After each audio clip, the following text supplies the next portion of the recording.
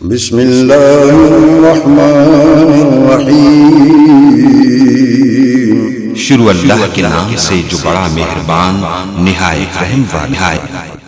میں اپنے استاد محترم الشیخ مولانا عبدالرؤف المناوی حفظہ اللہ کو پہلی مرتبہ ہماری اس کانفرنس میں آنے پر دل کی اتھاہ گہرائیوں سے اہلاً سہلاً مرحبا کہتا ہوں۔ تو اب میں بلا تاخیر اپنے استاد محترم کو دعوت دینا چاہتا ہوں۔ ان کا خطاب سمجھنے والا ہی جو دل کی گہرائی سے سنے گا وہی سمجھ سکے گا۔ بہت گہرائی کی باتیں کرتے ہیں اور صحیح مسلم میں ان سے پڑھ کے آیا ہوں الحمدللہ۔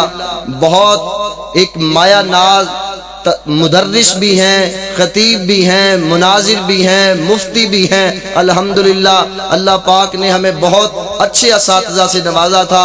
تو اب میں بلا تاخیر اپنے استاد محترم کو مائک پہ دعوت دیتا ہوں کہ وہ آئیں اور آپ کو قرآن و حدیث سے آپ کے سینوں کو منور فرمائیں۔ حضرت مولانا الشیخ عبدالرؤف المناوی حفظہ اللہ۔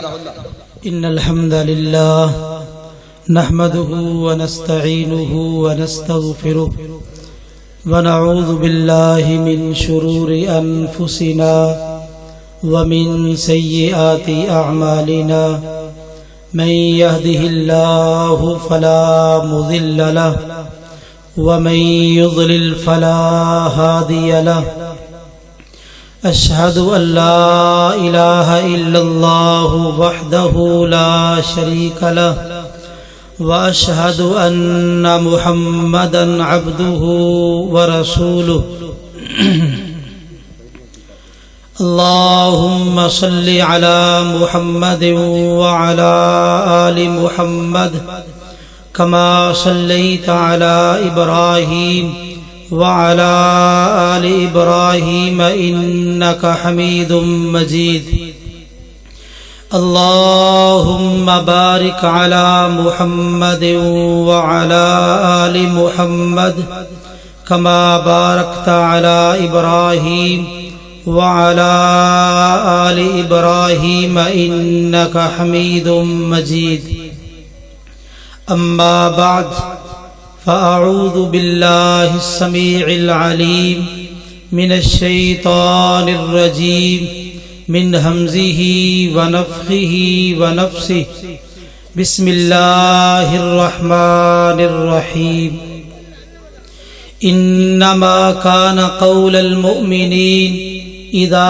دعوا إلى الله ورسوله ليحكم بينهم أن يقولوا سمعنا وأطعنا وأولئك هم المفلحون۔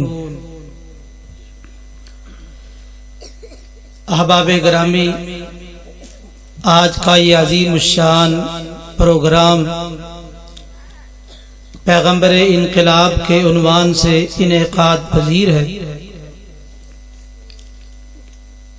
دوستوں کی محنت اور کاوش آپ کے سامنے ہے۔ تحریک حفاظ ارائیاں والا، سارے احباب کی محنت، بالخصوص قاری طارق محمود صارم صاحب اور مولانا معظم علی ظہیر صاحب، اس پروگرام کے لیے ان کی محنتیں اور کاوشیں ہمارے سامنے ہے۔ اللہ تعالیٰ ان کی یہ ساری کاوشیں اپنی بارگاہ میں قبول و منظور فرمائے۔ آج کا یہ پروگرام پیغمبر انقلاب کے عنوان سے منعقد کیا گیا۔ بلا شبہ ہر نبی اپنے دور میں اللہ کی وحی کو دنیا میں پھیلا کے انقلاب ہی لانا چاہتا تھا، لیکن بعض انبیاء کے مقدر میں ان کی زندگی میں ان کا دین اتنا نہیں پھیل سکا۔ بعض انبیاء کو اللہ تعالی نے یہ سعادت نصیب فرمائی، اور سب سے زیادہ یہ سعادت اگر کسی کے حصے میں آئی ہے تو ہمارے نبی محمد صلی اللہ علیہ وسلم کے حصے میں آئی کہ آپ نے اپنی زندگی کے 23 سالہ مختصر دور میں ایسا انقلاب پیدا کیا، آپ نے ایسی تبدیلی پیدا کی کہ دنیا حیران رہ گئی۔ چند سالوں میں آپ نے مکہ کے چند لوگ اور مدینہ کے چند لوگ، ان کی محبتیں، ان کی نصرت اور تعاون، اور پھر اس کے ساتھ عرب کے مختلف علاقوں میں نبی کریم صلی اللہ علیہ وسلم کی دعوت کا پھیلنا، دنیا نے دیکھا کہ آپ کی زندگی میں ایسا انقلاب آیا اور ایسی پیاری جماعت تیار کی گئی کہ آسمان کی نیلی چھت نے اور زمین کی پشت نے آج تک اتنے پیارے لوگ، اتنی پیاری مجلس اور اتنے عظیم لوگ نہیں دیکھے جو نبی کریم صلی اللہ علیہ وسلم نے جماعت تیار کی تھی۔ یہ آپ کا انقلاب تھا، اور آپ نے کن لوگوں کو سمجھایا جو عرب کے بدو تھے، بکریاں چرانے والے، اونٹ چرانے والے، اور چھوٹے چھوٹے مسئلے پہ جھگڑ پڑتے، 40 سال تک ان کی لڑائیاں جاری رہتی۔ آپ نے ان لوگوں کو سمجھایا، ان کی تربیت اور اصلاح کی، اور اس مختصر دور میں ایک بہترین، پاکیزہ، صاف ستھرا ماحول قائم کیا، اور آج تک دنیا ترس رہی ہے اس ماحول کو، اس پاکیزہ جماعت کو۔ قیامت آ سکتی ہے لیکن اس جیسی پاکیزہ جماعت دوبارہ قائم نہیں ہو سکتی۔ آئیے نبی کریم صلی اللہ علیہ وسلم یہ دنیا کے اندر انقلاب لائے ہیں، آپ نے اپنے اس انقلاب میں بنیاد کس چیز کو بنایا ہے؟ آپ کے انقلاب میں بنیاد یا رب کا قرآن تھا یا نبی کریم صلی اللہ علیہ وسلم کا فرمان تھا۔ دو چیزیں بنیاد تھی، اور ان دو چیزوں کی بنیاد پہ نبی کریم صلی اللہ علیہ وسلم نے ان بدووں کی، ان پڑھوں کی، ان جاہلوں کی اتنی پیاری تربیت کی ہے کہ جو لوگ لوگوں کی عزتوں کے ڈاکو تھے وہ عزتوں کے محافظ نظر آئے۔ رات کی تنہائیوں میں، خلوتوں میں بھی اگر کسی بی بی نے دعوت دی، برائی کی، تو ان کی زبان سے ایک ہی کلمہ نکلا، انی اسلمت، بی بی میں مسلمان ہو چکا ہوں۔ ایسا انقلاب، جب کسی انسان کو خنجر لگے، تیر لگے، پتھر لگے، تکلیف ہوتی ہے، بندہ ہائے بائے کرتا ہے، لیکن مکہ کی اس وادی کا وہ نوجوان جب کفار کے سامنے کھڑا، نبی کریم صلی اللہ علیہ وسلم کا یہ قاصد اپنے مشن کو بیان کر رہا ہے، اور پیچھے سے ایک ظالم آیا، اس نے خنجر جب اس کی پیٹھ میں مارا تو اس کی زبان سے ہائے بائے نہیں نکلا، اس نے کہا فزت ورب الکعبہ، کعبہ کے رب کی قسم میں کامیاب ہو گیا۔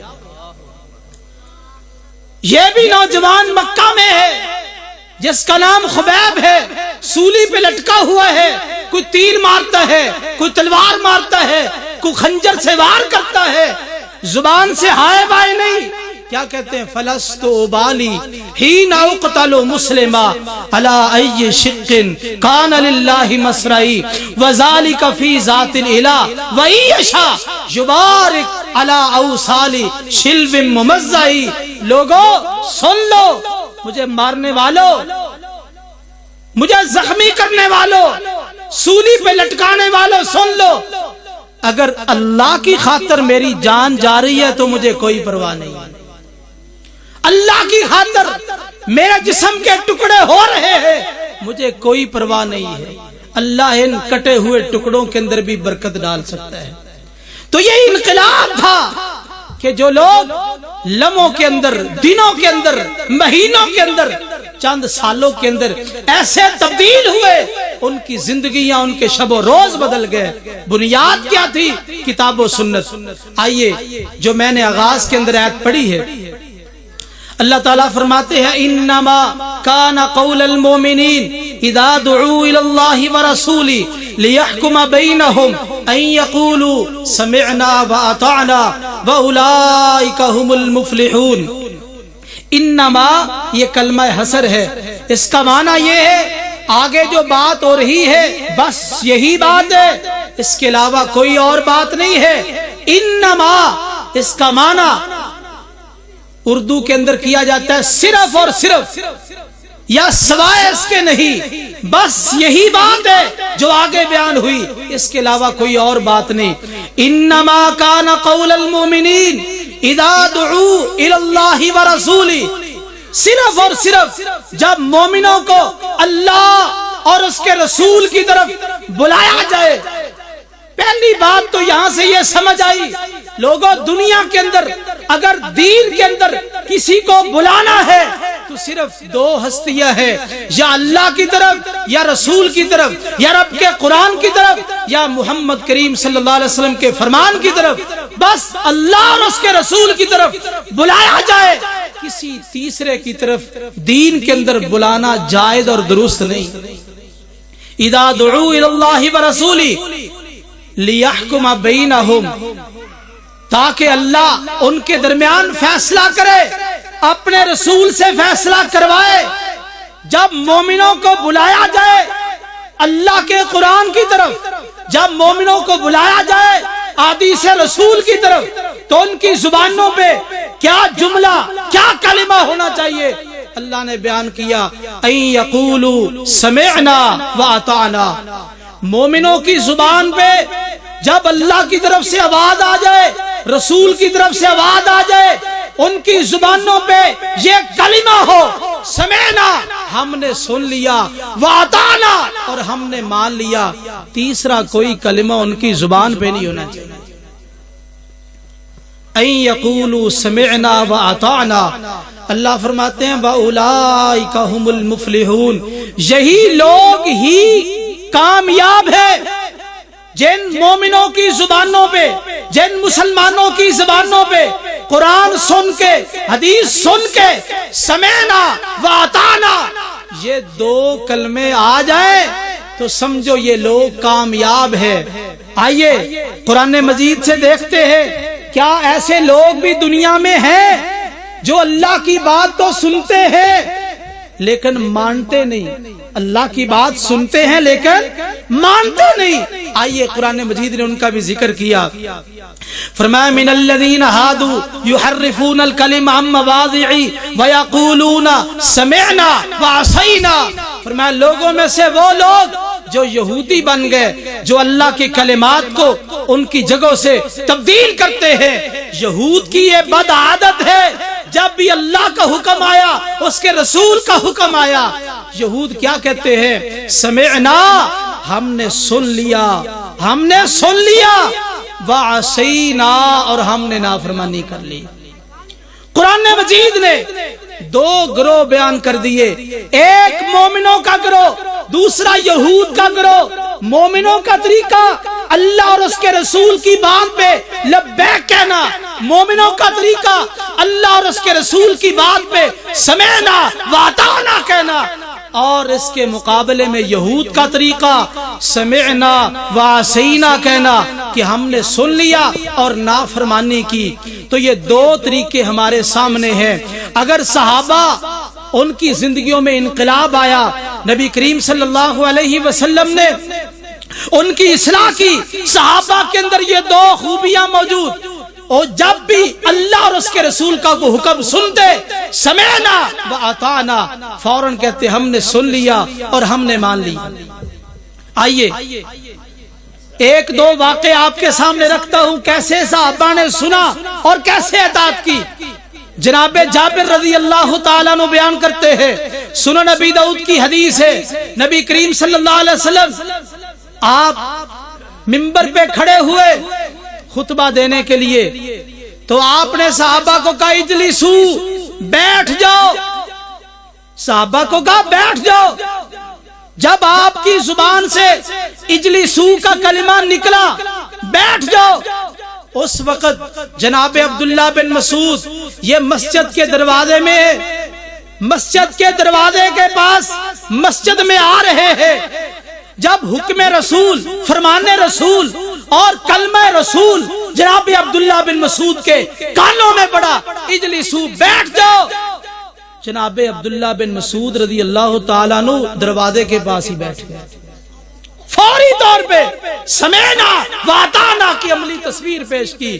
جب بیٹھے تو آپ کی نظر پڑی، فرمایا تعال یا عبداللہ، عبداللہ تو آگے آ جائے، میرا کہنا تو ان لوگوں کے لیے تھا جو مسجد میں موجود تھے اور کھڑے تھے، لیکن عبداللہ بن مسعود نے نبی کریم صلی اللہ علیہ وسلم کا حکم مان کے دنیا والوں کو یہ بتا دیا کہ جب کان میں اللہ کا حکم پڑ جائے، رسول کا حکم پڑ جائے، ایمان کا یہ تقاضا ہے، ساری باتیں چھوڑ دو، اللہ اور اس کے رسول کی بات کو سنو بھی اور مان بھی لو۔ آئیے سنن نبی داؤد کی صحیح حدیث ہے، کتاب الصلاۃ میں نبی کریم صلی اللہ علیہ وسلم جوتوں سمیت نماز پڑھا رہے ہیں، جوتا صاف ہو، جوتے سمیت نماز پڑھی جا سکتی ہے، پڑھائی جا سکتی ہے، لیکن جوتا صاف ہونا چاہیے۔ آپ نماز پڑھا رہے ہیں، صحابہ پیچھے پڑھ رہے ہیں، دوران نماز حضور نے اپنے جوتے اتارے اور ایک طرف رکھ دیے، صحابہ نے نماز کے دوران دیکھا، صحابہ نے بھی اپنے جوتے اتارے سائڈ پہ رکھ دیا، آپ نے سلام پھیرا، نماز مکمل ہو گئی، آپ نے سوال کیا ما حملکم، میرے صحابہ تمہیں کس چیز نے ابھارا، آمادہ کیا، تم نے یہ جوتے کیوں اتارے؟ حضور آپ نے اتارے تو ہم نے اتارے۔ اور حدیث کے الفاظ رائینا کا القیتا نعلیکا القینا نعلنا، ہم نے آپ کو دیکھا، آپ نے دوران نماز جوتے اتار دیے، ہم نے بھی دوران نماز جوتے اتار دیے، وجہ کا ہمیں علم نہیں، آپ نے کیوں اتارے، جو آپ نے کیا ہم نے بھی وہ عمل کر کے دکھا دیا ہے۔ یہ ہے سمعنا و اطعنا، یہاں پہ رائینا، جو دیکھا فوری عمل کر کے دکھا دیا۔ آپ نے فرمایا میرا معاملہ تو یہ تھا، میرے پاس جبریل آئے اور آ کے کہنے لگے کہ آپ کے جوتے کے نیچے کچھ نجاست لگی ہے، آپ اس کو اتار دیں۔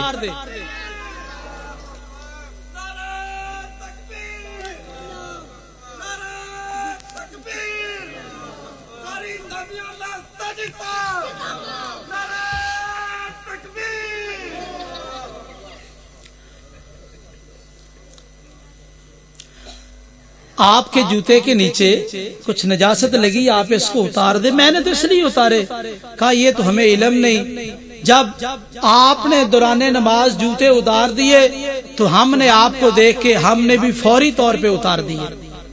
آئیے اب اس حدیث سے ہمارا ایک مسئلہ بھی حل ہو گیا۔ موجودہ دور میں جو موبائل کا سلسلہ ہے، بعض دوست نماز سے پہلے موبائل بند کرنا بھول جاتے ہیں، دوران نماز اگر موبائل کی بیل بجنا شروع ہو جائے تو یہ حدیث ہمیں بتاتی ہے کہ آپ موبائل کو بند کر دیں۔ جوتے اتارنے میں وقت لگے گا کہ نہیں؟ ایک آدمی جوتے اتارتا ہے، سائڈ پہ رکھتا ہے، وقت لگتا ہے کہ نہیں؟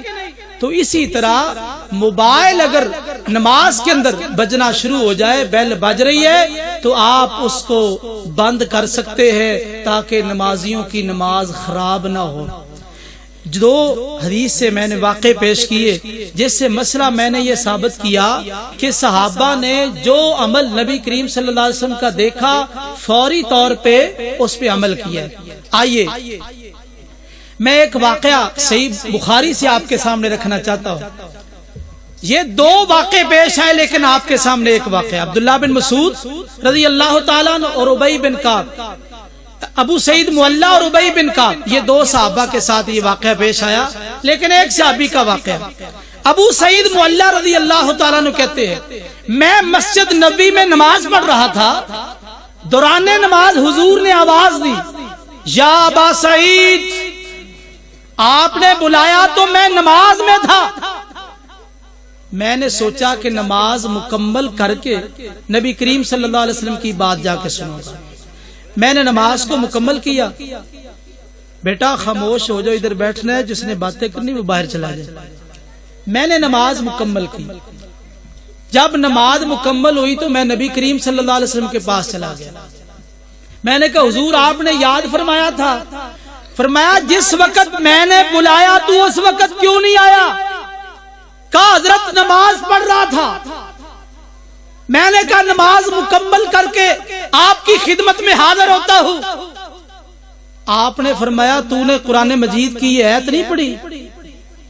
تو نے قرآن مجید کی آیت نہیں پڑھی؟ کون سی آیت؟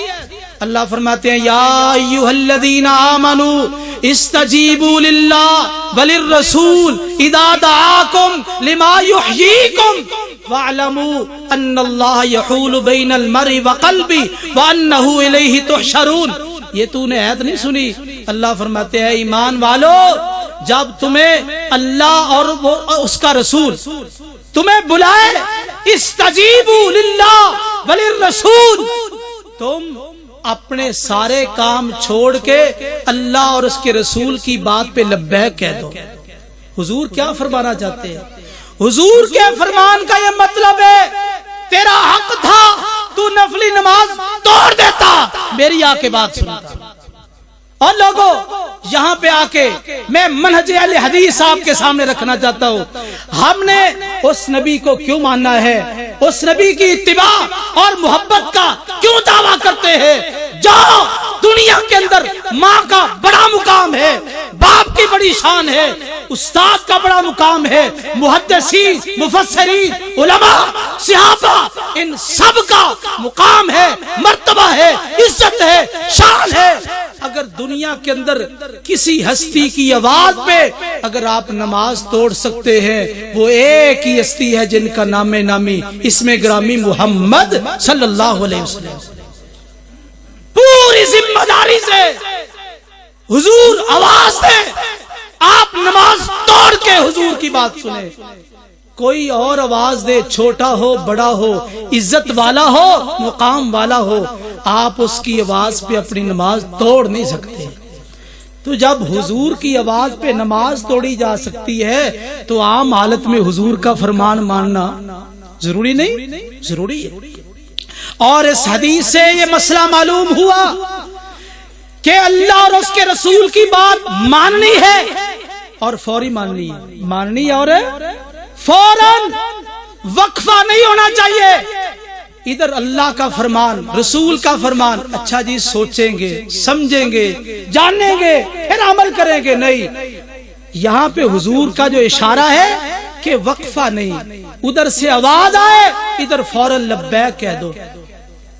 اگر وقفہ آ گیا، اگر وقفہ آ گیا، حکم قرآن کا موجود ہے، حدیث کا حکم موجود ہے، درمیان میں وقفہ آ گیا تو نقصان کیا ہوگا؟ اللہ نے دھمکی دے دی ہے۔ ہاں اللہ نے دھمکی دی ہے، فرمایا وَاعْلَمُوا أَنَّ اللَّهَ يَحُولُ بَيْنَ الْمَرْءِ وَقَلْبِهِ۔ یاد رکھیے اللہ بندے اور اس کے دل کے درمیان حائل ہو جاتے ہیں۔ اس کے ساتھ ایک حدیث ملاؤ، نبی کریم صلی اللہ علیہ وسلم نے فرمایا کہ سارے انسانوں کے دل اللہ کی دو انگلیوں کے درمیان ہے۔ ہماری بھی انگلیاں ہیں لیکن اللہ کی انگلیاں کیسی ہے؟ جیسی اس کی ذات کو لائق ہے، ہمارے جیسی نہیں، جیسے اس کی ذات کو لائق۔ اللہ کی دو انگلیوں کے درمیان سارے انسانوں کے دل ہیں، یقلبها کیف یشاء، اللہ جدھر چاہتے ہیں پھیر دیتے ہیں۔ اگر حضور کی آواز پہ فوراً لبیک نہیں کہو گے، اللہ بندے اور اس کے دل کے درمیان حائل ہو جائے گا، اللہ تم سے عمل کی صلاحیت چھین لیں گے، تم عمل ہی نہیں کر سکتے۔ اس لیے فوراً لبیک کہو، فوراً بات قبول کرو، اس میں وقفہ نہیں ہونا چاہیے۔ آئیے صحیح بخاری سے آپ کے سامنے دو واقع رکھتا ہوں، صحابہ نے کیسے فوراً عمل کیا۔ صحیح بخاری میں ہے، جب قبلہ تبدیل ہوا، جب آپ مدینہ میں آئے، 16 مہینے اور 18 دن تک حضور بیت المقدس کی طرف منہ کر کے نماز پڑھتے رہے اور پڑھاتے رہے۔ آپ کی خواہش تمنا تڑپ یہ تھی کہ ہمارا قبلہ بیت اللہ بن جائے. اب قبلہ بیت اللہ بن گیا. آپ نے پہلی نماز زور کی نماز یا عصر کی نماز مسجد نبوی میں بیت اللہ کی طرف منہ کر کے پڑھائی ہے. یہاں ایک آدمی نے نماز پڑھی, وہ دوسرے محلے میں گیا, مسجد قبلتین. جو لوگ مدینے میں گئے اللہ سب کو مدینے میں لے جائے, سب کو مکے کی حاضری نصیب فرمائے. مسجد قبلتین آج بھی مدینہ میں موجود ہے. ایک صحابی مسجد نبوی سے نماز پڑھتا حضور کے پیچھے اس مسجد میں پہنچا, اور اس مسجد میں کیا حالت ہے, امام 2 رکعت پڑھا چکا, امام 2 رکعت پڑھا چکا اور 2 رکعت باقی ہے. نماز عصر ہے, 2 پڑھی جا چکی ہے, 2 باقی ہے. اور آپ مدینے کو اگر نقشے میں دیکھیں, ایک طرف بیت اللہ ہے, دوسری طرف بیت المقدس ہے. مدینے کو نقشے میں دیکھیں, ایک طرف قبلہ بیت اللہ, دوسری طرف مسجد اقصی بیت المقدس ہے, بالکل متضاد. اب اس بندے سے صبر نہیں ہوا, اس نے دوران نماز 2 رکعت ہو چکی, 2 رکعت باقی ہے. دوران نماز یہ کیا کہتا ہے, لوگوں میں حضور کے پیچھے نماز پڑھ کے آیا ہوں, قبلہ بدل چکا ہے, بیت اللہ قبلہ بن چکا ہے. کیا خیال ہے ہمارے جیسے ہوتے تو وہ کہتے چلو نماز کے بعد تسلی کریں گے, تحقیق کریں گے, اس کے بعد دیکھیں گے. نہیں, قربان جاؤں نبی کے نصاب پہ. یارو کیسا انقلاب, کیسا انقلاب ہے. دوران نماز امام یہاں سے چلا ادھر گیا, سارے لوگ پلٹے, فوراً بیت اللہ کی طرف منہ کیا, مسجد اقصی سے بیت اللہ کی طرف منہ کیا. یعنی کتنی حرکت نماز کے اندر ہوئی. صحابہ نے یہ ساری حرکت گوارا کر لی, لیکن حکم رسول کے آنے کے بعد عمل کرنے میں تاخیر نہیں کی. اللہ, اور کیسا ایمان. یہاں پہ بس نہیں, ایک اگلی حدیث سنو, اس سے بھی حیران کن حدیث. مسجد قباء یہ مسجد نبوی سے 6 میل کے فاصلے پہ. حضور نے فرمایا جو مسجد قباء میں جا کے 2 نفل پڑھ لے اس کو عمرے کا ثواب ملتا ہے. اللہ ہمیں بھی نصیب فرمائے. مسجد قباء میں یہ بندہ یا کوئی اور بندہ, اس نے جا کے نماز فجر پڑھی, نماز فجر. اب نماز فجر جب وہ بندہ پہنچا تو لوگ حالت رکوع میں تھے, لوگ حالت رکوع میں تھے, امام بھی رکوع میں, مقتدی بھی رکوع میں. یہ بندہ صبر نہ کر سکا. اس نے کہا لوگوں میں نے حضور کے پیچھے نماز پڑھی ہے, قبلہ بدل چکا ہے, قبلہ بیت اللہ بن چکا ہے, اب سارے لوگ رکوع میں ہیں, کیا خیال ہے. ہمارے جیسے ہوتے تھے چلو رکوع سے اٹھتے ہیں پھر سائیڈ چینج کرتے ہیں. نہیں, یہ صحابہ تھے, عظیم لوگ تھے, قربان جاؤں ان صحابہ پہ. انہوں نے رکوع سے اٹھنا بھی گوارا نہیں کیا, حکم رسول کانوں میں پڑا, حالت رکوع میں فاستداروا وهم رکوع, حالت رکوع کے اندر انہوں نے بیت المقدس سے بیت اللہ کی طرف منہ کیا. صحیح بخاری ہے. یہ صحابہ کے ماننے کا انداز ہے. اگر صحابہ دنیا کے اندر غالب آئے, آدھی دنیا پر صحابہ نے حکومت کی ہے, اس کی بنیاد, اس کی وجہ, اس کا سبب کیا تھا؟ سبب یہی تھا سمعنا و اطعنا. جو حکم رسول آئے مانتے جاؤ, عمل کرتے جاؤ, آگے بڑھتے جاؤ. آج مسلمانوں کی ذلت پستی کا سبب کیا ہے؟ ہم سنتے بڑا کچھ ہے, عمل نہیں کرتے. کسی چائے کے ہوٹل پہ بیٹھ جاؤ, مسئلہ چھیڑ دو تو عام لوگ بھی آپ کو ایسے ایسے مسئلے سنائیں گے, آپ دنگ رہ جائیں گے. مسئلے سب کو آتے ہیں, لیکن اطاعنا عمل, یہود والا طرز عمل ہمارے اندر آ چکا ہے. آئیے ایک اگلا نقطہ آپ کے سامنے رکھنا چاہتا ہوں. ہمارا کام صرف ماننا ہے, ہمارا کام صرف ہے دین کی بات آ جائے, شریعت کی بات آ جائے, اللہ کی بات, رسول کی بات, ہمارا کام صرف ماننا ہے. دوسری کوئی شکل ہے ہی نہیں, یا آپشن نہیں ہے. مان لو ٹھیک, نہ مانو تب بھی ٹھیک, کوئی ایسی بات نہیں. ہمارا کام صرف اور صرف ماننا ہے, اس کے علاوہ کوئی چارہ کار نہیں. آئیے صحیح بخاری سے ایک باب پڑھتے ہیں. امام بخاری رحمہ اللہ نے باب قائم کیا, باب قول اللہ عز وجل یا ایھا الرسول بلغ ما انزل الیک من ربک وان لم تفعل فما بلغت رسالتہ. وقال الزہری من اللہ الرسالہ وعلی الرسول البلاغ وعلینا التسلیم. اس کا ترجمہ سنیں گے آپ کا ایمان تازہ ہو جائے گا. امام بخاری رحمہ اللہ نے باب قائم کیا اللہ کے اس فرمان کے بارے میں. اللہ فرماتے یا ایھا الرسول, اے رسول جو تیرے پاس آسمان سے وحی آئی ہے یہ ساری کی ساری لوگوں تک پہنچا دے. اگر تو نے نہ پہنچایا تو نے اپنی رسالت کا حق ادا نہیں کیا. یہ آیت ذکر کرنے کے بعد امام زہری جو بہت بڑے محدث اور تابعی ہے ان کا قول نقل کیا. امام زہری کیا فرماتے ہیں؟ من اللہ الرسالہ, شریعت بنانا, شریعت سازی اور شریعت کو اتارنا یہ اللہ کا کام ہے. وعلی الرسول البلاغ, اور رسول کا کام کیا ہے؟ اللہ کی نازل کردہ شریعت کو لوگوں تک پہنچانا. وعلینا التسلیم, اور ہمارے ذمے کیا ہے؟ اس کو ماننا, تسلیم کرنا, قبول کرنا اور اس پر عمل کرنا. یہ ہمارے ذمے ہے, ہم نے اس کو قبول کرنا ہے.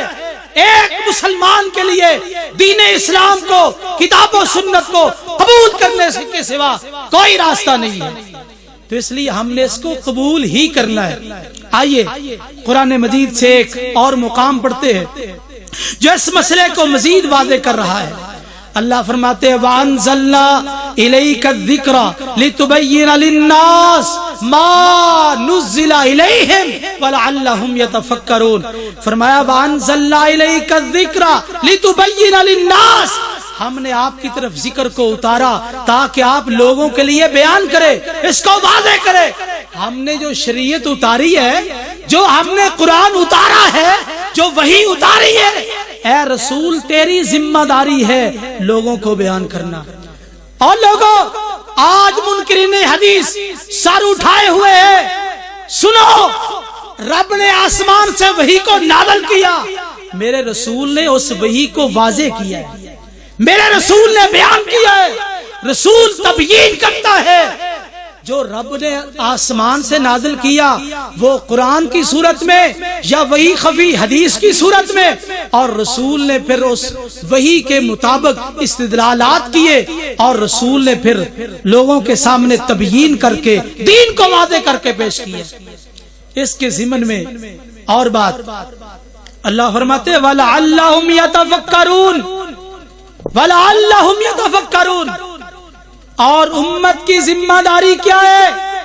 امت کی ذمہ داری, امت اللہ کا قرآن لے لے, نبی کا فرمان لے لے, اس پر عمل کرتی جائے, اس کو مانتی جائے, اس پہ چلتی جائے. ان کی کامیابی کا یہی راز ہے. ہاں ایک مسئلہ اور رہ گیا جو اللہ نے یہاں حل کیا. فرمایا وَلَعَلَّهُمْ يَتَفَكَّرُونَ. زندگی گزارتے وقت ایسے مسائل پیدا ہو جاتے ہیں, مشکل پیش ہو جاتی ہے, اس کو حل کرنے کے لیے اب دماغوں کی ضرورت ہے, سمجھداروں کی ضرورت ہے. لیکن اللہ نے اس مسئلے کو حل کیا. لوگوں اگر زندگی گزارتے وقت کوئی مسئلہ سامنے آ جائے, کوئی مشکل پیش آ جائے, تمہارے سامنے رب کا قرآن ہے, تمہارے سامنے نبی کا فرمان ہے. انہی دونوں کی بنیادوں پہ, ان پہ غور کر کے, ان میں جستجو کر کے, محنت کر کے مسائل کا استنباط کرو, تمہارے مسائل بھی حل ہو جائیں گے. قیامت تک آنے والے مسائل کتاب و سنت کے اندر ان کا حل موجود ہے. اور سنو, امام بخاری علیہ رحمہ آج جن کا چرچا دنیا میں موجود ہے, جو بھی مسلمان ہے جس طرح رب کے قرآن سے واقف ہے, اسی طرح امام بخاری رحمہ اللہ کی صحیح ترین کتاب صحیح بخاری سے بھی واقف ہے. امام بخاری کو اللہ نے مقام کیوں دیا ہے؟ امام بخاری علیہ رحمہ فرمایا کرتے تھے لوگوں جاؤ دنیا سے کوئی مسئلہ لے کے آؤ, کوئی مسئلہ لے کے آؤ, میں تمہیں کتاب و سنت سے اس کا حل بتاتا ہوں. آج لوگ کہتے ہیں جی اگر فقہ نہ ہوتی, فقہ نہ ہوتی تو کتنے مسائل حل ہی نہ ہوتے.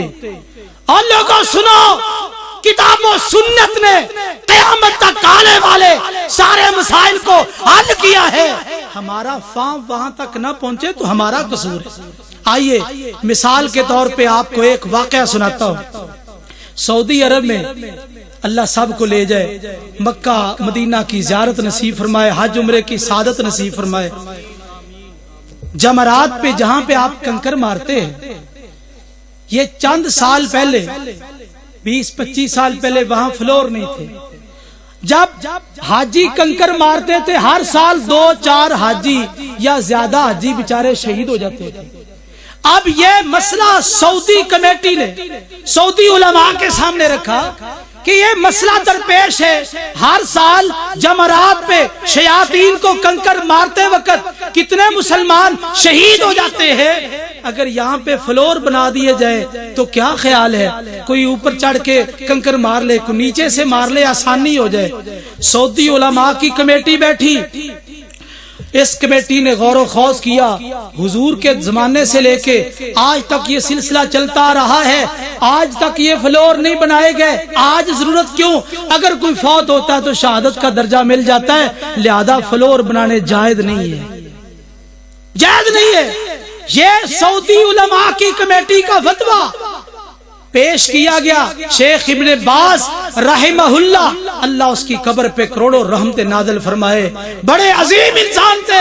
جب ان کے سامنے یہ فتویٰ پیش کیا گیا سعودی علماء کا کہ سعودی علماء کہتے ہیں کہ یہاں پہ جمرات پہ فلور بنانا درست نہیں ہے، شیخ ابن باز رحمہ اللہ فرماتے ہیں یہ فتویٰ غلط ہے، یہ فتویٰ غلط ہے، فلور بنانے جائز ہے. حضرت دلیل، ہمارا قصور دنیا میں کیا ہے؟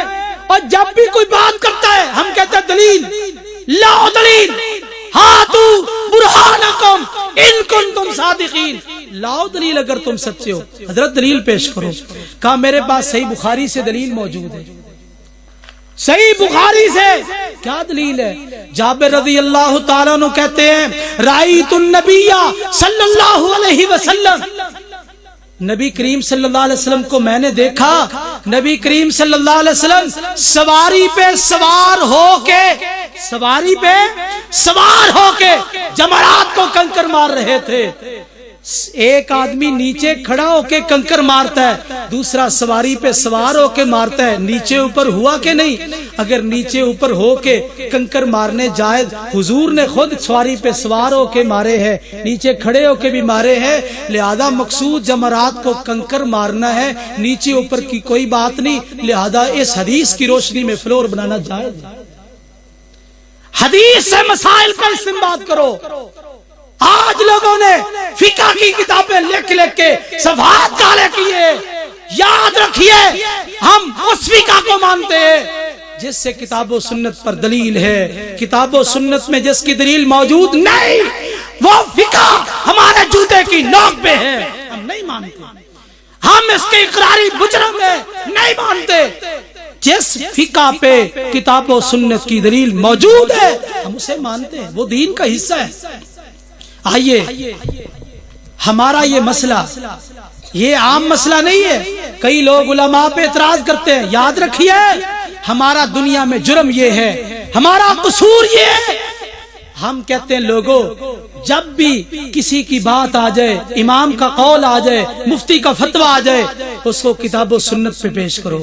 چھوٹا ہو بڑا ہو، مضبوط وہ ہے، طاقتور وہ ہے جس کے پاس کتاب و سنت کی دلیل موجود ہے. آئیے آپ کو ایک واقعہ سناتا ہوں. دیہاتی ماحول ہے، آپ واقعات کو زیادہ پسند کرتے ہیں. امام مالک علیہ رحمہ کا نام سنا ہے؟ امام مالک امام اہل سنہ، امام اہل المدینہ، یہ مدینہ کے بہت بڑے امام ہے. امام مالک علیہ رحمہ کا دنیا کے اندر بڑا نام ہے. ان کے ایک شاگرد امام محمد بن ادریس الشافعی رحمہ اللہ، یہ سند بھی ہے. امام مزنی بیان کرتے ہیں امام شافعی سے، امام شافعی بیان کرتے ہیں امام مالک سے، امام مالک بیان کرتے ہیں امام نافع سے، امام نافع بیان کرتے ہیں عبداللہ بن عمر سے، اور عبداللہ بن عمر بیان کرتے ہیں نبی کریم صلی اللہ علیہ وسلم سے. یہ سند بھی ہے. امام مالک رحمہ اللہ کے پاس ایک بندہ آیا اور اس نے آ کے ایک مسئلہ پوچھا، بڑا حیران کن مسئلہ۔ حافظ ابن کثیر رحمہ اللہ نے البدایہ والنہایہ کے اندر یہ واقعہ ذکر کیا ہے۔ مسئلہ کیا پوچھا؟ کہتے ہیں میرے پاس ایک طوطی تھی، یہ طوطا طوطی دیکھیے نا طوطی، کہتے ہیں میرے پاس ایک طوطی تھی، وہ طوطی ہر وقت بولتی رہتی تھی، چپ نہیں کرتی، میں اس سے اکتا گیا، تنگ آ گیا، چپ ہی نہیں کرتی، دن کو بھی بولتی ہے رات کو بھی بولتی ہے، میں بڑا پریشان۔ میں نے طوطی کو پکڑا، بازار میں بیچنے کے لیے چلا گیا۔ ایک بندہ ہے جی طوطی بیچنی ہے، جی بیچنی ہے، کتنے پیسے؟ اتنے پیسے۔ اس طوطی کے اندر کوئی خوبی؟ کہا خوبی تو ہے۔ کیا خوبی ہے؟ یہ ہر وقت بولتی رہتی ہے، چپ نہیں کرتی۔ یہ خوبی ہے کہ طوطی ہر وقت بولتی ہے، چپ نہیں کرتی۔ اس نے کہا پکی بات کر لو۔ کہا پکی بات ہے، یہ چپ نہیں کرے گی، بولے گی، مسلسل بولے گی۔ کہا پکی بات کرو۔ یہ بندہ جذبات میں آ گیا، اس نے کہا دیکھو بھئی، اگر یہ طوطی چپ کر جائے تو میری بیوی کو طلاق، اگر یہ طوطی چپ کر جائے تو میری بیوی کو طلاق۔ یہ بندہ پیسے دے کے طوطی لے کے چلا گیا۔ جب چلا گیا 2-3 دنوں کے بعد یہ بندہ دوبارہ ملا۔ اس نے کہا اللہ کے بندے، آپ نے کہا تھا کہ یہ طوطی مسلسل بولتی رہتی ہے، تو یہ طوطی تو کبھی کبھی چپ بھی کر جاتی ہے، لہذا تو میرے پیسے واپس کر اور اپنی طوطی رکھ لے۔ میں نے پیسے واپس کر دیے، طوطی رکھ لی۔ اب مسئلہ یہ کہ میری بیوی کو طلاق ہوئی یا نہیں؟ مسئلہ ہے کہ نہیں؟ میری بیوی کو طلاق ہوئی یا نہیں، یہ مسئلہ۔ امام مالک علیہ الرحمہ فرمانے لگے دیکھو بھئی، تو نے کہا تھا طوطی مسلسل بولتی رہتی ہے، اگر چپ کر جائے تو میری بیوی کو طلاق۔ وہ بندہ کہتا ہے کہ چپ کر جاتی ہے، لہذا تیری بیوی کو طلاق ہو گئی، تیری بیوی کو طلاق ہو گئی۔ امام صاحب نے یہ فتویٰ دیا، یہ بندہ باہر نکلا۔ امام شافعی علیہ الرحمہ شاگرد ہے، شاگرد ہے، طالب علم ہے، محمد بن ادریس الشافعی رحمہ اللہ، ان سے ملاقات ہوئی۔ کہا کیا مسئلہ، پریشان لگ رہے؟ کہا یہ مسئلہ پیش آیا ہے، امام صاحب کے پاس گیا تھا، امام مالک نے یہ فتویٰ دیا کہ تیری بیوی کو طلاق ہو گئی ہے۔ امام شافعی علیہ الرحمہ فرماتے ہیں کہ تیری بیوی کو طلاق نہیں ہوئی، تیری بیوی کو طلاق۔ اب ایک طرف امام مالک، امام اہل سنہ، امام اہل مدینہ، اور دوسری طرف ایک طالب علم شاگرد، وہ کہتا ہے کہ امام صاحب کا فتویٰ درست نہیں، اس کی بیوی کو طلاق نہیں ہوئی۔ اس نے کہا چل استاد جی کے پاس، انہوں نے چل استاد جی، آپ نے فتویٰ دیا کہ میری بیوی کو طلاق ہوگی، یا آپ کا شاگرد کہتا طلاق نہیں ہوئی؟ کون سا شاگرد؟ یہ محمد بن ادریس بیٹھا ہے۔ ہاں جی میں کہتا ہوں طلاق نہیں ہوئی۔ اللہ اکبر۔ میں نے کہا لوگوں، ہمارے نزدیک بندے محترم نہیں ہے، محترم وہ ہے جس کی دلیل مضبوط ہے، جس کی دلیل مضبوط ہے، جس کے پاس رب کے قرآن سے دلیل ہے، نبی کے فرمان سے دلیل ہے، وہ بندہ محترم ہے۔ امام مالک علیہ الرحمہ فرمانے لگے اچھا طلاق نہیں ہوئی، تیرے پاس دلیل کیا ہے؟ جب کہ اس نے کہا تھا میری طوطی چپ کر جائے تو میری بیوی کو طلاق، وہ چپ کر جاتی ہے، تو کہتا ہے طلاق نہیں ہوئی، تیرے پاس کوئی دلیل ہے؟ کہا ہاں میرے پاس ایک دلیل حدیث ہے، صحیح بخاری اور صحیح مسلم میں موجود ہے۔ حدیث کیا ہے؟ پہلے حدیث سنیے۔ فاطمہ بنت قیس رضی اللہ تعالی عنہا، ان کے خامد نے ان کو طلاق دے دی۔ نبی کریم صلی اللہ علیہ وسلم نے فرمایا تو عبداللہ بن ام مکتوم کے گھر میں عدت گزار، جب عدت پوری ہو جائے تو مجھے آ کے اطلاع دینا، مجھے آ کے اطلاع دینا۔ عدت پوری ہو گئی، فاطمہ بنت قیس حضور صلی اللہ علیہ وسلم کے پاس آئی اور آ کے بتایا کہ میری عدت پوری ہو چکی ہے۔ آپ نے پوچھا کہ تجھے کسی نے نکاح کا پیغام بھیجا ہے؟ کہا 2 بندوں نے بھیجا ہے، معاویہ بن ابی سفیان رضی اللہ عنہما اور ابو جہم رضی اللہ عنہ، 2 بندوں نے نکاح کا پیغام بھیجا ہے۔ آپ نے فرمایا جو معاویہ ہے سولوکن، وہ تو کنگال ہے، فقیر ہے۔ معاویہ کیا ہے؟ کنگال اور فقیر ہے، لا مال لہو، اس کے پاس تو مال ہی نہیں ہے۔ اللہ اکبر وتلک الایام نداولها بین الناس. لوگوں بات وقت کی ہے، ایک وقت وہ ہے حضور فرماتے ہیں معاویہ کنگال ہے، کلاش ہے، اس کے پاس مال نہیں ہے، اور ایک وقت وہ ہے 66,05,000 مربع میل کا اکیلا معاویہ حکمران ہے، اکیلا معاویہ حکمران. ساری مسلمانوں کی سلطنت معاویہ کے تحت ہے، اور اہل بیت بھی موجود ہے، ان کا احترام بھی موجود ہے، اور باقاعدہ سیدنا حسن رضی اللہ تعالیٰ عنہ جب تک زندہ رہے اور جناب حسین رضی اللہ تعالیٰ عنہ باقاعدہ سالانہ ان سے وظیفہ وصول کرتے رہے. ہر سال 1 لاکھ جناب حسن کو اور 1 لاکھ جناب حسین رضی اللہ تعالیٰ عنہما ان کو حضرت معاویہ کی طرف سے وظیفہ ملتا ہے. آج لوگ کہتے ہیں ان کی دشمنیاں تھی، عداوتیں تھی، مخالفتیں تھی. لوگوں دشمنوں سے کوئی وظیفہ وصول کرتا ہے؟ اور دشمنوں سے کون وظیفہ وصول کرتا ہے؟ معاویہ کے ساتھ دشمنی کیوں ہے؟ معاویہ کے ساتھ عداوت کیوں ہے؟ سنو لوگوں، معاویہ رضی اللہ تعالیٰ عنہ وہ ہستی ہے جنہوں نے خارجیوں کا قلع کما کیا، مرتدین کا علاج کیا، اور وہ خارجی جنہوں نے حضرت علی رضی اللہ تعالیٰ کے ساتھ جنگ کی تھی ان کا ناطقہ بند کر دیا. 20 سال حکومت کی جناب معاویہ رضی اللہ تعالیٰ عنہ نے، اور اتنی پیاری حکومت کی دنیا جانتی ہے، آدھی دنیا پہ ان کی حکومت. یہ معاویہ رضی اللہ تعالیٰ عنہ کی بصیرت تھی جن کے بارے میں عمر رضی اللہ تعالیٰ عنہ کہا کرتے تھے، لوگوں تم کیسر و کسرا کی دنائی کی باتیں کرتے ہو، تمہارے پاس معاویہ جیسا زیرک انسان موجود ہے رضی اللہ تعالیٰ عنہ. تو اس لیے میرے بھائیوں ہمارا سارے صحابہ کے ساتھ پیار ہے. وقت کی بات ہے، آج حضور فرماتے ہیں اس کے پاس مال نہیں ہے، لیکن ایک وقت ہے 66,05,000 مربع میل پہ اکیلا معاویہ حکمران رضی اللہ تعالیٰ عنہ. ابو جہم جو ہے وہ تو عورتوں کو بڑا مارتا ہے، وہ اپنا ڈنڈا کندھے سے نیچے رکھتا ہی نہیں، اپنا ڈنڈا کندھے سے نیچے رکھتا ہی نہیں، بڑا مارتا عورتوں کو. تو ایسے کر اسامہ کے ساتھ نکاح کر لے. تو فاطمہ کہتی ہے میں نے تھوڑی سی ہچکچائی، اصل میں معاملہ یہ تھا کہ اسامہ کا رنگ کالا تھا، فاطمہ کا رنگ سفید تھا. کالے چٹے کا رولا پرانا ہے، یہ کوئی نیا رولا نہیں ہے. فاطمہ کا رنگ سفید، اسامہ کا رنگ کالا. لیکن حضور کے مشورے پر عمل کیا، نکاح کر لیا. کہتے مدینے کے اندر لوگ مجھ پہ رشک کرتے تھے، کہا کرتے تھے عورتیں جوڑا دیکھنا ہے تو فاطمہ اور اسامہ کا دیکھ لو. حضور کے مشورے میں اتنی خیر ہے، آپ کے فرمان اور آپ کی سنت میں کتنی خیر ہو. خیر یہ حدیث میرے پاس دلیل ہے. امام شافعی علیہ رحمہ کہہ رہے تھے نا یہ حدیث میرے پاس دلیل ہے. کیسے دلیل ہے یہ حدیث؟ کہ حضور نے فرمایا کہ ابو جہم اپنا ڈنڈا کندھے سے نیچے نہیں رکھتا، ہر وقت کندھے پہ رکھتا ہے.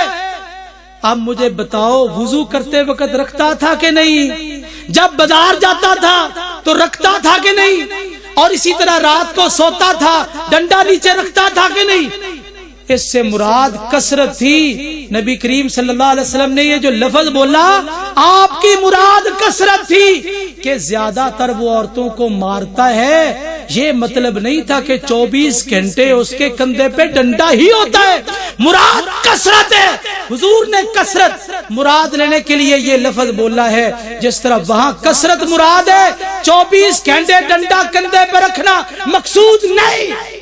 اسی طرح یہاں پر بھی توتی کے بولنے سے کثرت مراد تھی، 24 گھنٹے بولنا مقصد نہیں تھا. لہذا اس کی بیوی کو طلاق نہیں ہوئی. کہا بیٹا شاباش تو نے حدیث سے دلیل پیش کر کے اس کا مسئلہ حل کر دیا.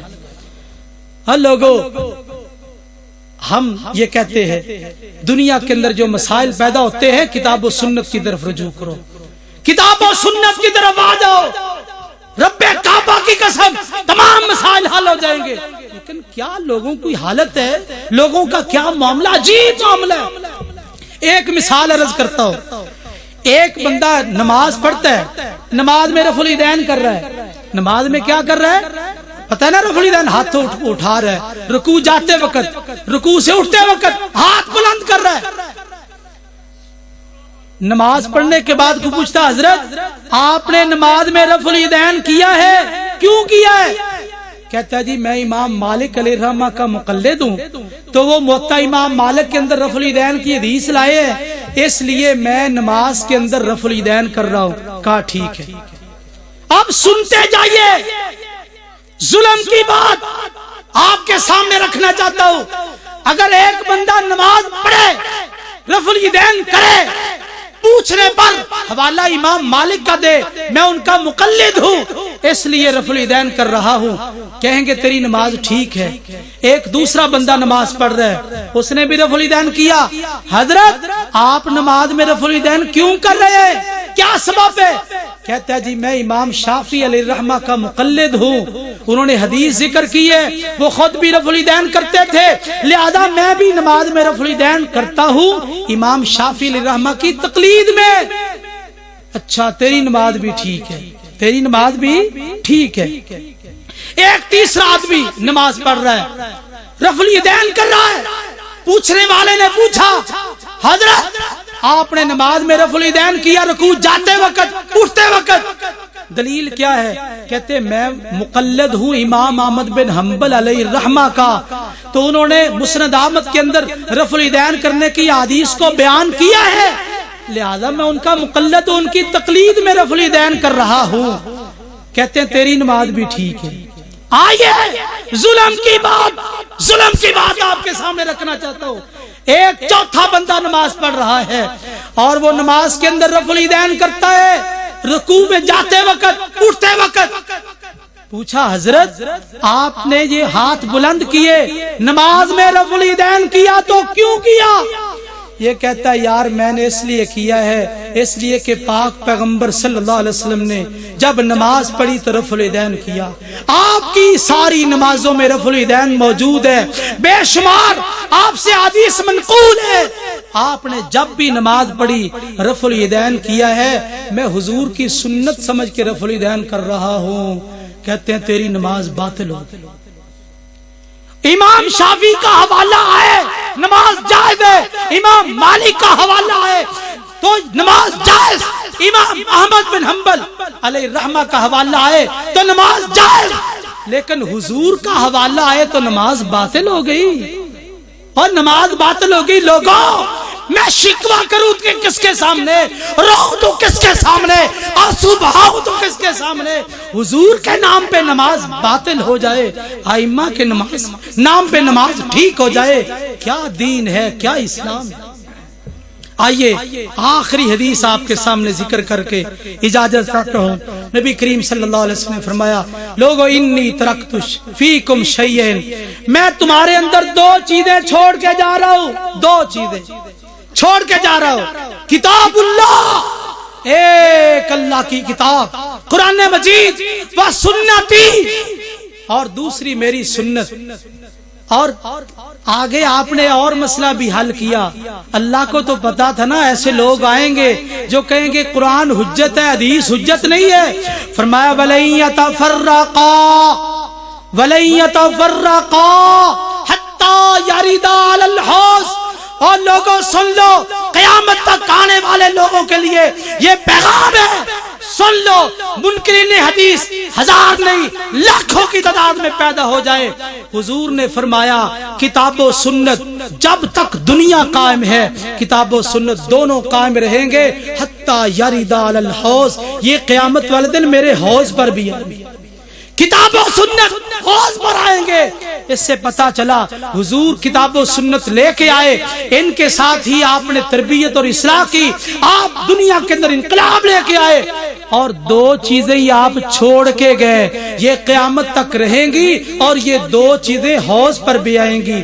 اور ایک نقطہ ضمن میں سن لیجئے، دنیا میں گرمی سخت ہو، شدید گرمی ہو تو دو چیزوں کی ضرورت ہوتی ہے، کیوں مولانا؟ دو چیزوں کی ضرورت ہے جب شدید گرمی ہو۔ کون کون سی چیزیں؟ ٹھنڈا اور میٹھا پانی مل جائے، کہتے ہیں نا یخ ٹھنڈی فریج میں لگی ہوئی بوتل، ٹھنڈا اور میٹھا پانی مل جائے، اور دوسری بات اچھا سایہ مل جائے۔ اچھا سایہ مل جائے. یہ شدید گرمی کے اندر دو چیزوں کی طلب ہے. قیامت والے دن بھی شدید گرمی ہوگی، وہاں ٹھنڈا اور میٹھا پانی بھی ہوگا، اچھا سایہ بھی ہوگا. سایہ ہوگا لا الہ الا اللہ کے پاس، عرش کا سایہ. سایہ ہوگا لا الہ الا اللہ کے پاس، اور ٹھنڈا اور میٹھا پانی ہوگا محمد رسول اللہ کے پاس صلی اللہ علیہ وسلم. اللہ ہمیں سایہ بھی نصیب فرمائے، حضور کے ہاتھوں سے پانی بھی نصیب فرمائے. اقول قولی ھذا واستغفر اللہ لی ولکم ولسائر المسلمین والمسلمات.